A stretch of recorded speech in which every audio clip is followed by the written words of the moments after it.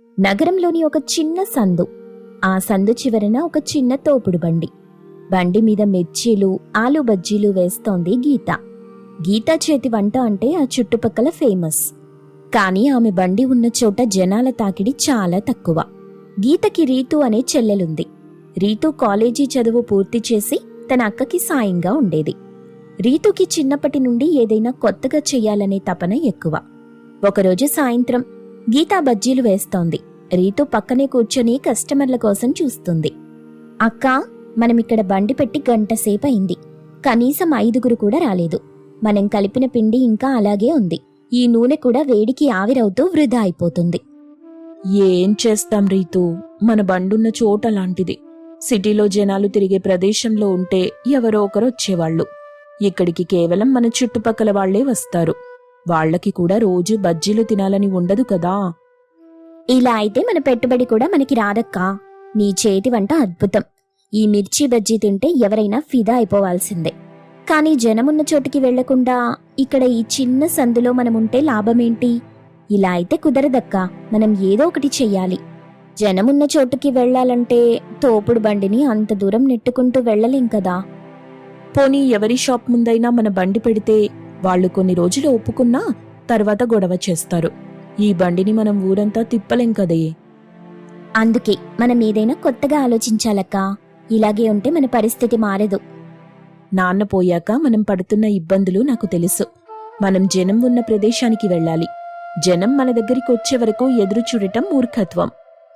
ఆ రోజు గీత మిర్చి బండి వ్యాపారం అంతగా సాగలేదు. ఇద్దరక్క చెల్లెళ్ళు ఇక చేసేదేం లేక ఇంటికెళ్ళిపోయారు. గీత, రీతు భోంచేస్తూ ఇలా మాట్లాడుకుంటున్నారు. అక్కా, నాకొక ఆలోచనొచ్చింది. మనమొక ట్రావెలింగ్ కిచెన్ పెడితే ఎలా ఉంటుంది? అంటే ఒక వ్యాన్ లాంటిది. అందులో వంటలు చేసి సిటీ మొత్తం తిరుగుతూ అమ్మొచ్చు. ఎక్కడ జనముంటే అక్కడ మన కిచెన్ బండి ఆపొచ్చు. ఆలోచన బావుంది రీతూ, కానీ వ్యాన్ కొనడానికి కనీసం 5 నుండి 10 లక్షలు కావాలి. మన దగ్గర అంత డబ్బు లేదు. పోనీ మనకంత డబ్బు అప్పుగా ఎవరిస్తారు చెప్పు? బ్యాంకులో లోన్ తీసుకుందామక్కా. మన దగ్గర వంట చేసే నైపుణ్యం ఉంది కదా. మనం అప్పు తీర్చగలం. నెలకి కొంచెం కొంచెం ఈఎంఐగా కట్టుకుంటే సరిపోతుంది. లోన్ ఇవ్వాలంటే బ్యాంకు వాళ్ళు షూరిటీ అడుగుతారు. మన దగ్గర ఏముంది షూరిటీకి? నాన్న మన పేరు మీద రాసిన ఈ ఇల్లు తప్ప. దీన్ని తాకట్టు పెట్టి లోన్ తెచ్చినా తరువాత ఏదైనా తేడా వస్తే ఇల్లు కూడా పోతుంది. అప్పుడు మనం రోడ్డు మీద పడతాం. మరింకేమున్నాయి మన దగ్గర? ఏం లేదని కూర్చుంటే ఏదీ రాదక్కా. మనకింకా చెప్పుకోవడానికుంది ఆ తోపుడు బండి మాత్రమే. మన నాన్న జ్ఞాపకంగా ఉన్న ఆ పాత స్కూటీ అంతే. బహుశా ఆ స్కూటీ కూడా ఇప్పుడు తుప్పు పట్టిపోయి ఉంటుంది. స్కూటీ అనే వినేసరికి రీతుకి ఏదో ఆలోచన తట్టింది. రీతు కళ్ళు ఒక్కసారిగా మెరిశాయి. షెడ్లో ఉన్న ఆ పాత స్కూటీ వైపు చూసింది. అక్కా, నాకొక ఐడియా వచ్చింది. మన నాన్న స్కూటీనే మన కిచెన్గా వాడితే ఎలా ఉంటుంది? అప్పుడు మనం వ్యాన్ కొనాల్సిన అవసరం ఉండదు. అదేంటి రీతూ, స్కూటీ మీద వంటెలా చేస్తారు? పిచ్చి మాటలు మాట్లాడకు. పిచ్చి కాదక్కా, ఇదొక అద్భుతమైన ఐడియా. ఆ పాత స్కూటీకి కొన్ని మార్పులు చేద్దాం. వెనక ఒక ఇనుప స్టాండ్ చేయించి దానిమీద మన కిచెన్ సామాగ్రి పెట్టుకునేలా ప్లాన్ చేద్దాం. దీన్నే మొబైల్ స్కూటీ కిచెన్ అందాం. నువ్వు వెనక కూర్చొని ఐటమ్స్ పట్టుకుంటే నేను డ్రైవ్ చేస్తాను. స్కూటీ మీద అంత బరువు పెడితే అది నడుస్తుందా? పైగా మనం రోడ్డు మీద వంట చేస్తే అధికారులు పట్టుకుంటారు. నేనన్ని విషయాలు కనుక్కుంటానక్కా. లైసెన్సులు, పర్మిషన్లు అన్నీ చూసుకుంటాను. నాకు నువ్వు సహకరిస్తే చాలు. మన నాన్న స్కూటీ మనల్ని కాపాడుతుంది. ఆయన ఆశీస్సులు మనకుంటాయి. రీతు మరుసటి రోజు మెకానిక్ సీను దగ్గరికెళ్లి తన ఐడియా చెప్పింది. మొదట అతను నవ్వినా రీతు పట్టుదల చూసి ఆశ్చర్యపోయాడు. అమ్మా, ఇది స్కూటీ తల్లి, లారీ కాదు. మీ కిచెన్ సామాగ్రి అంతా మోస్తుందా? మీరు వెనుక వైపు ఎక్స్ట్రా షాక్ అబ్జర్వర్స్ వేయండి. స్ట్రాంగ్ ఇనుప ఫ్రేమ్ చెయ్యండి. వంట సామాగ్రి మొత్తం ఇక్కడే సర్దుకోవాలి. ఇది మా నాన్న స్కూటీ. నా ఐడియా పనిచేస్తుందని నాకు నమ్మకం ఉంది. సరేనమ్మా, నీ పట్టుదల చూస్తుంటే నీకు సాయం చెయ్యాలనిపిస్తుంది. కానీ ఒక్క కండిషన్, నువ్వు దీని మీద ఎక్కువ స్పీడ్ వెళ్ళకూడదు. సరే అన్నా, మాకు స్పీడ్ వద్దు, సక్సెస్ కావాలి. వారం రోజులు కష్టపడి స్కూటీకి ఒక అందమైన కిచెన్ సెటప్ చేయించారు. దానిమీద సిస్టర్ స్కూటీ కిచెన్ అని పెయింట్ వేయించింది రీతు. గీత దాన్ని చూసి ఆశ్చర్యపోయింది. చూడ్డానికి వింతగా ఉన్నా భలే ఉంది రీతూ. కానీ ఇంత బరువుతో ఆ స్కూటీని బ్యాలెన్స్ చేయగలవా? నేను చెయ్యగలనక్కా, నువ్వు ధైర్యంగా వెనుక కూర్చో. మనం గమ్యస్థానం చేరుకోగానే కిచెన్ ఓపెన్ చేద్దాం. మరుసటి రోజు ఉదయమే నగరంలోని ఒక పెద్ద పార్క్ దగ్గరికి స్కూటీని తీసుకెళ్లారు. రీతూ స్కూటీని నెమ్మదిగా డ్రైవ్ చేస్తూ పార్క్ గేటు వద్ద ఆగింది. అక్కడ వాకింగ్కి వచ్చేవాళ్లు చాలా మంది ఉన్నారు. అక్కా, ఇక్కడే మన మొదటి షాప్. క్విక్గా అన్ని సెట్ చేయి. వేడివేడి ఇడ్లీలు, పెసరెట్టు మొదలెట్టు. గీతా స్కూటీ వెనుక ఉన్న కౌంటర్ని ఓపెన్ చేసింది. ఇడ్లీ పాత్ర పెట్టింది. ఆ కమ్మని వాసన పార్క్ అంతా వ్యాపించింది. వాకింగ్ ముగించుకొని వస్తున్న సూర్యారావు గారు ఈ అక్క చెల్లెళ్ల స్కూటీ కిచెన్ చూసి ఆగారు. ఏంటమ్మా ఇది? స్కూటీ మీద టిఫిన్ సెంటరా? భలే ఉంది ఐడియా. అచ్చం విదేశాల్లో ఉన్నట్టుంది. ఒక ప్లేట్ ఇడ్లీ ఇవ్వు. ఇదిగోండి సార్, అల్లం పచ్చడితో వేడివేడి ఇడ్లీలు తినండి. అబ్బా, ఎంత కమ్మగా ఉన్నాయో. హోటల్ తిండిలాగా లేదు, ఇంట్లో వండినట్టే ఉంది. మసాలాలు తక్కువ, రుచి ఎక్కువ. ఈ ఐడియా ఎవరిది? నాదే సార్. మా అక్క వంట బాగా చేస్తుంది. దాన్ని జనాలకి చేరవేయడానికి నేను ఈ స్కూటీ ఎంచుకున్నాను. వెరీ గుడ్ అమ్మాయిలు, ఆల్ ది బెస్ట్. రేపు మా ఫ్రెండ్స్ ని కూడా ఇక్కడికి తీసుకొస్తాను. ఉదయం 10 గంటలకల్లా వాళ్లు తెచ్చిన పిండి మొత్తం ఖాళీ అయిపోయింది. రీతూ గల్లా పెట్టె నిండా చిల్లర చూసి మురిసిపోయింది. చూసావాక్క, మన సందులో రోజంతా అమ్మేదానికంటే ఎక్కువ ఈ 3 గంటల్లోనే సంపాదించాం. వ్యాపారంకి ప్లేస్ ఇంపార్టెంట్ అక్కా. అవును రీతూ, ఇప్పుడు నీ ఐడియా మీద నాకు నమ్మకం కలుగుతుంది. నాన్న స్కూటీ మనకి అన్నం పెడుతుంది. మన నాన్న ఆశీస్సులు మనకెప్పుడూ ఇక మధ్యాహ్నం సిటీలోని ఒక పెద్ద సాఫ్ట్వేర్ కంపెనీ ముందర వాళ్ల స్కూటీని పార్క్ చేశారు. అప్పుడే ఎంప్లాయీస్ అందరూ లంచ్ కోసం బయటకొస్తున్నారు. అందరూ హడావిడిగా ఉన్నారు. అక్కా, ఇక్కడ లంచ్ ప్యాకెట్లు సిద్ధం చెయ్యి. అన్నం, పప్పు, వంకాయ కూర రెడీగా ఉంచు. వాళ్ళకి టైం తక్కువ ఉంటుంది. అక్కడ ఎంప్లాయీస్ స్కూటీ కిచెన్ని చూసి ఆశ్చర్యంగా అక్కడికొచ్చారు. కొందరు ఫోటోలు తీస్తున్నారు.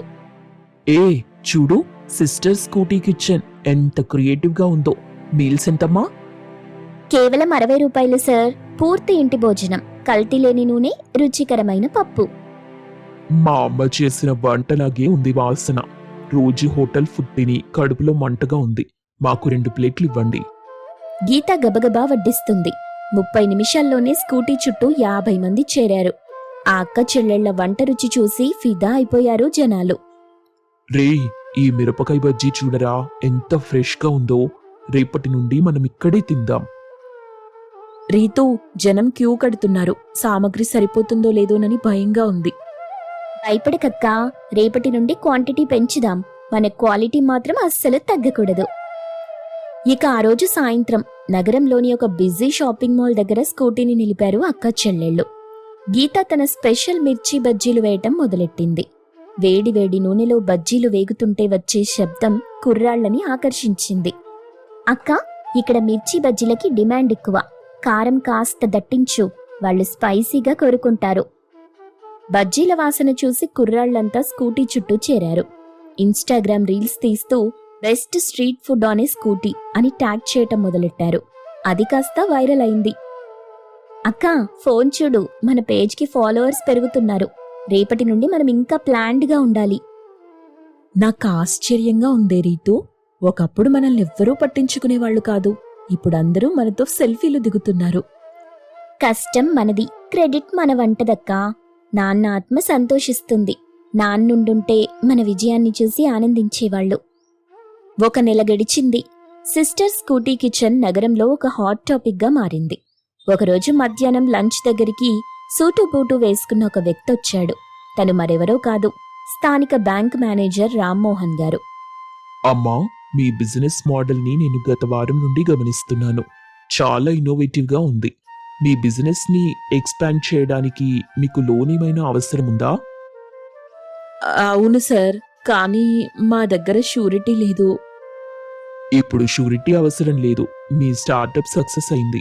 మీ టర్నోవర్ చూసి మా బ్యాంకు తరపున మీకు షూరిటీ లేకుండానే 10 లక్షల లోన్ ఇస్తాం. మీరిలాంటివి మరో 5 స్కూటీలు చేయించుకోవచ్చు. మీ విజయం ఎంతో మంది మహిళలకి స్ఫూర్తిగా నిలుస్తుంది. చాలా థ్యాంక్స్ సార్. మా నమ్మకం నిజమైంది. మా నాన్న ఆశయానికి మీ సహకారం తోడైంది. మీకు లోన్ మాత్రమే కాదు, మా బ్యాంక్ ఎంప్లాయీస్కి లంచ్ కాంట్రాక్ట్ కూడా ఇవ్వాలనుకుంటున్నాను. రేపు ఆఫీస్కి వచ్చి సంతకం చేయండి. రీతూ, వింటున్నావా? 10 లక్షల లోన్ ప్లస్ కాంట్రాక్ట్ కూడా. ఇదంతా నమ్మలేకపోతున్నాను. ఇది కేవలం ప్రారంభమే అక్క, మనం ఇంకా ఎంతో ఎత్తుకెదగాలి.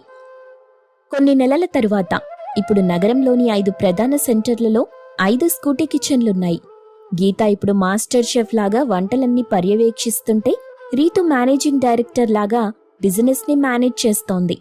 సాఫ్ట్వేర్ కంపెనీ వాళ్ళు ఎంప్లాయీస్ లంచ్ కోసం వీళ్లతో టైఅప్ అయ్యారు.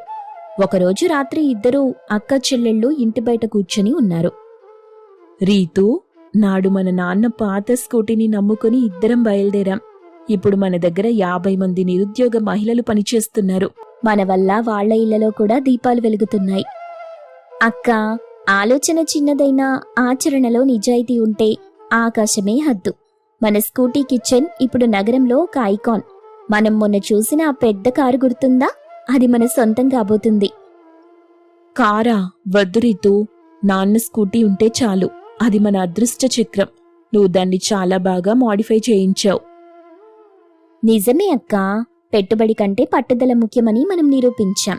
రేపు మనల్ని లోకల్ ఛానల్ వాళ్ళు ఇంటర్వ్యూ చేస్తారంట. సిద్ధంగా ఉండు. అక్క చెల్లెళ్ళిద్దరూ ఒకరినొకరు హత్తుకొని సంతోషంతో కన్నీళ్లు పెట్టుకున్నారు. షెడ్లో తుప్పుపట్టిన ఆ పాత స్కూటీ ఇప్పుడు వాళ్ల విజయానికి రథమైంది. వాళ్ల కథ నగరంలో ప్రతి ఒక్కరి నోట వినిపిస్తోంది.